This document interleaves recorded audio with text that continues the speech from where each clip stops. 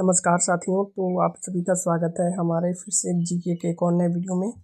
तो आज हम आपके लिए लेकर आए हैं 20 के प्रीवियस ईयर क्वेश्चंस जो कि हमारे पिछले एग्जामों में एसएससी के एग्जामों में और रेलवे के एग्जाम में पूछे जा चुके हैं। तो आपसे एक रिक्वेस्ट है कि वीडियो को शुरू से अंत तक जरूर देखिएगा और आप जितने भी क्वेश्चंस कर पाते हैं इस 20 क्वेश्चनों में से तो आप हमें स्कोर कार्ड अपना बताइएगा और बिल्कुल ही धैर्य के साथ सभी प्रश्नों का जवाब दीजिएगा। ठीक है, तो देखिए आज का पहला प्रश्न है कि डीपीएसपी का उल्लेख किस अनुच्छेद में मिलता है। यानी राज्य के नीति निर्देशक तत्व, इसको इंग्लिश में कहते हैं। ठीक है, राज्य के नीति निर्देशक तत्व इसे कहते हैं इंग्लिश में, ठीक है, हिंदी में। और इसका उल्लेख कौन से अनुच्छेद में मिलता है, तो आप कहेंगे भाग नंबर 4 में। और डीपीएसपी में जो अनुच्छेद यानी जो आर्टिकल है वो कहाँ से कहाँ तक है, तो आप कहेंगे आर्टिकल नंबर 36 से लेकर 51 तक। ठीक है, तो आर्टिकल नंबर 36 से 51 तक। अगर मैं आपसे ये पूछूं कि डीपीएसपी का जो मतलब डीपीएसपी किस देश से लिया गया है, इसका ये कौन से संविधान किस देश के संविधान से लिया गया है, तो आप कहेंगे आयरलैंड से। ठीक है, तो आपके 3 प्रश्न यहाँ पे क्लियर हो गए। 36 से लेकर 51 तक इसके आर्टिकल मिलते हैं भाग 4 में। ऐसे ही 20 क्वेश्चन हैं हमारे बहुत सारे। देखिए मैं आपके लिए बहुत सारे क्वेश्चन को लेकर आया हूँ, आपको दिखा दे रहा हूँ। पहले देखिए यहाँ पर, ठीक है, बहुत सारे क्वेश्चन है। तो देखते हैं दूसरा क्वेश्चन क्या कहा, दूसरा प्रश्न क्या कह रहा है हमारे पास। पीछे आते हैं पहले, ये हो गया। अगला देखें, जो डीपीएसपी का उल्लेख है वो किस देश के संविधान से लिया गया है, तो मैंने आपको पहले ही बताया आयरलैंड। ये आयरलैंड के संविधान से लिया गया है, ठीक है, आयरलैंड देश से। अगला देखें, भारतीय संविधान में कुल कितनी अनुसूचियां हैं, तो आप कहेंगे 10, 13, 12 या 16, तो आप कहेंगे 12। जो भारतीय संविधान में कुल अनुसूचियां हैं वो 12 हैं। मैं आपसे पूछूं कि भारतीय संविधान का जनक किसे कहा जाता है, आप सभी प्रश्नों को बता पा रहे हैं कि नहीं। ठीक है, देखिएगा, डॉक्टर भीमराव अंबेडकर को या राजेंद्र प्रसाद को या पंडित जवाहरलाल नेहरू को या सरदार पटेल को, तो आप कहेंगे डॉक्टर भीमराव अंबेडकर को भारतीय संविधान का जनक कहा जाता है। अगला देखिए प्रश्न कि स्वराज मेरा जन्मसिद्ध अधिकार है, हम इस और उसे हासिल करके रहेंगे, तो बताइए ये नारा किसने दिया था, ये पूरा लिखाएगा। ठीक है, तो आप कहेंगे बाल गंगाधर तिलक। तो इस प्रश्न का सही जवाब ऑप्शन नंबर डी होगा। स्वराज मेरा जन्मसिद्ध अधिकार है और हम इसे लेकर रहेंगे, ये इसके जो बात की गई वो बाल गंगाधर तिलक ने इस चीज़ का नारा दिया था। ठीक है, अगला देखें कि अशोक किस वंश के शासक थे या सम्राट थे। ठीक है, अशोक किस वंश के शासक थे, तो आप कहेंगे मौर्य साम्राज्य के। ठीक है, तो ऑप्शन नंबर बी हो जाएगा। अगला देखें, नालंदा विश्वविद्यालय की स्थापना किसने की थी। नालंदा विश्वविद्यालय, अच्छा मैं आपसे पूछूं कि नालंदा विश्वविद्यालय कहाँ पर है।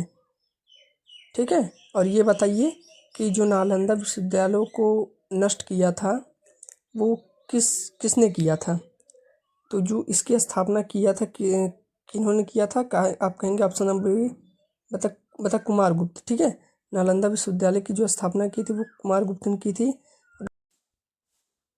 तो आप कहेंगे नालंदा विश्वविद्यालय की स्थापना कुमारगुप्त ने की थी। ठीक है, ऑप्शन नंबर बी। अगर मैं आपसे पूछूं नालंदा विश्वविद्यालय को नष्ट किसने किया था, मैंने आपसे पहले पूछा, तो आप कहेंगे बख्तियार खिलजी। अगर ये पूछूं कि अलाउद्दीन ने अपने चाचा को, मतलब बख्तियार खिलजी ने अपने, उसी को बख्तियार खिलजी अलाउद्दीन खिलजी कहते हैं, तो इसने अपने चाचा को मार के गद्दी हासिल की थी, तो बताइए उसके चाचा का क्या नाम था। इसका जवाब आप हमें कमेंट करके बताइएगा। ठीक है, अलाउद्दीन खिलजी के। अगला देखें, योजना आयोग की स्थापना भारत में कब हुई थी, तो क्या 1950 में या 1968 में या 1987 में या 1898 में, तो इसका सही जवाब होगा 1950 में। अगर मैं आपसे तारीख पूछूं तो आप कहेंगे 15 मार्च 1950 को योजना आयोग की स्थापना हुई थी। ठीक है, ये प्रश्न पूछे जा चुके हैं, ये जो योजना से रिलेटेड क्वेश्चन होते हैं ये काफ़ी बार पूछे जा चुके हैं। अगला देखिए,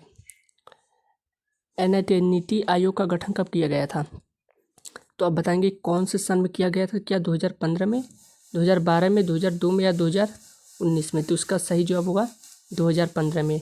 क्या आप तारीख बता पाएंगे, आप कहेंगे 1 जनवरी 2015 को नीति आयोग का गठन किया गया था। ठीक है, ऑप्शन नंबर पहला इसका सही जवाब होगा।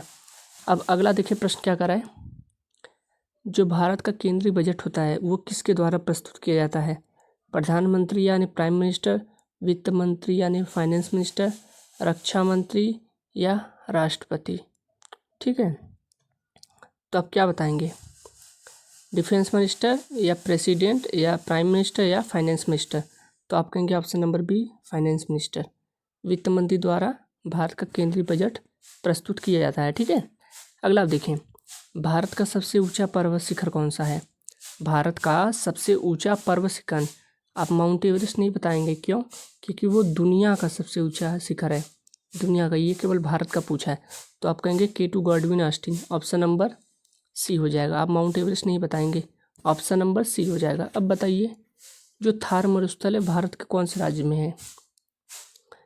थार मरुस्थल भारत के कौन से राज्य में है, तो आप कहेंगे राजस्थान।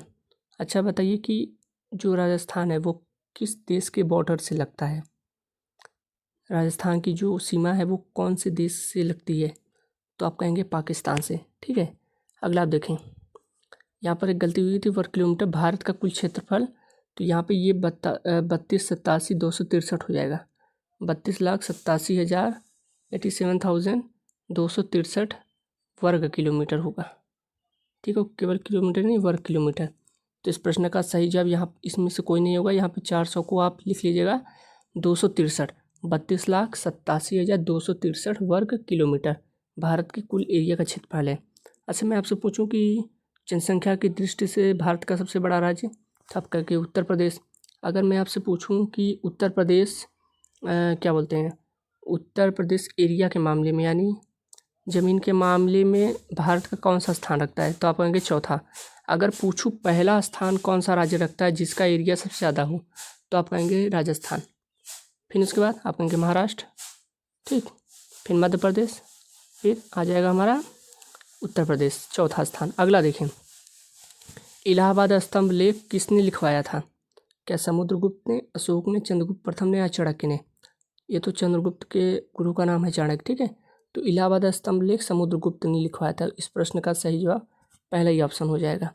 अगला देखें, रामायण में कुल कितने सर्ग हैं, यानी कांड। आप जानते हैं ना, कांड टोटल 7 होते हैं, उत्तरकांड, सुंदरकांड, किष्किंधा कांड, ये सभी आप तो जानते ही हैं। ऑप्शन नंबर डी हो जाएगा 7वां। ठीक है, अच्छा बताइए, रामायण में कुल कितने श्लोक हैं, कुल कितने श्लोक लिखे, तो आप कहेंगे 2400, ये भी जानते रहिएगा, 2400 श्लोक हैं। अगला देखें, अच्छा हाँ, रामायण किसके द्वारा लिखी गई है, किसके द्वारा रचा गया है, तो आप कहेंगे महर्षि वाल्मीकि के द्वारा। ठीक है, अगला देखें, प्रकाश वर्ष किसका मात्रक है, समय का, दूरी का, ऊर्जा का, इनमें से कोई नहीं, तो आप कहेंगे प्रकाश वर्ष दूरी का मात्रक है। ठीक है, अब प्रकाश वर्ष होता क्या है, लाइट ईयर।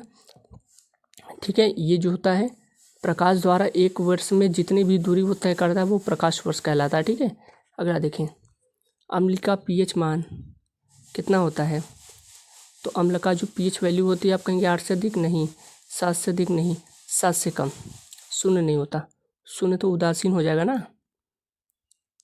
ठीक है, 7 से कम होता है इसका pH वैल्यू। अगला देखें, अच्छा ये जो अम्ल की pH वैल्यू 7 से कम है, तो इसका आप कोई उदाहरण दे सकते हैं, आप उदाहरण देके हमें बताइएगा, तो हम आपके कमेंट को देखेंगे वहाँ पे। अगला देखें, DNA की खोज किसने की थी, चार्ल्स बेबेज, न्यूटन, वाटसन और क्रिक या अरस्तु। वाटसन, क्रिक। तो इस प्रश्न का सही जवाब वाटसन हो जाएगा और क्रिक। अच्छा, अगर मैं आपसे पूछ दूँ गुरुत्वाकर्षण की खोज किसने की थी, तो आप बताएंगे न्यूटन, लेकिन आज तक तो न्यूटन ही चला आ रहा है, लेकिन न्यूटन नहीं है। इसका सही जवाब होगा ब्रह्मगुप्त। बस उन्होंने गुरुत्वाकर्षण का नाम गुरुत्वाकर्षण नहीं दिया था, लेकिन सबसे पहले खोज उन्होंने ही की थी। आप इतिहास पढ़ेंगे तो आपको मालूम होगा। अगला देखें, ध्वनि की चाल सबसे अधिक कौन से माध्यम में होती है, ध्वनि की चाल यानी आवाज़। अच्छा, ध्वनि को मापने की इकाई क्या है, आप कहेंगे डेसिबल। ठीक है, तो यहाँ पे देखिए, निर्वात में, कांच में, ठोस में, द्रव में ध्वनि की चाल जो सबसे अधिक होती है वो ठोस में होती है। तो इस प्रश्न का सही जवाब सी वाला ऑप्शन होगा। अगर मैं आपसे पूछूं कि प्रकाश की चाल सबसे अधिक कौन से माध्यम में होती है, तो आप कहेंगे निर्वात में। ठीक है, निर्वात जैसे हवा हो गया। तो आज के हमारे सभी क्वेश्चन आज खत्म हुए। टोटल 20 क्वेश्चन थे, और मैंने आपको कुछ एक्स्ट्रा भी क्वेश्चन इसमें से बताए थे। तो आप एक काम करिएगा कि वीडियो को ज़्यादा से ज़्यादा लोगों के पास शेयर कर दीजिएगा। ठीक है, और आप हमें कमेंट करके बताइएगा कि आपने कितने प्रश्नों का सही जवाब दिया।